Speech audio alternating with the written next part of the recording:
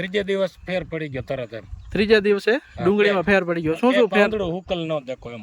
નમસ્કાર ખેડૂત મિત્રો, આજે આપણે વીરપુર ગામે આવેલા છીએ કે આપણી ત્યાંથી ટ્રીટમેન્ટ કરાવી હતી ડુંગળીની અને સરસ રિઝલ્ટ મળ્યું હતું. આપણે એની મુલાકાતે આવ્યા છીએ અહીં વીરપુર.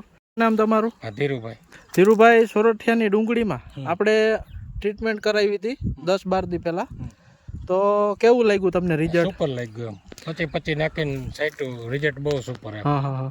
આપણી ત્યાંથી દવા લઈ ગયા હતા. ત્રીજે દિવસ ફેર પડી ગયો તરત એમ. ત્રીજા દિવસે ડુંગળીમાં ફેર પડી ગયો. શું ફેર? પાંદડું હુકલ ન દેખો એમ. હા, બરોબર. અત્યારે જો કે ડુંગળી એકદમ જોરદાર છે. છેડું બધી હુકાઈ ગયેલી હતી એમ. હા. એને બદલે બધી એક સાઈડ તમને નબળી ન લાગે. પણ આપણી ટ્રીટમેન્ટ વિશે તમારે ખેડૂતોને શું કેવું છે? સુપર રિઝલ્ટ છે એમ. એકદમ સુપર રિઝલ્ટ એમ. ખરેખર અમને પણ ખૂબ આનંદ થતો હોય કે ખેડૂતોને ખૂબ સારા રિઝલ્ટ મળે, ઓછા ખર્ચામાં સારું એવું પરિણામ મળે એવા અમે પ્રયત્નો કરતા હોય.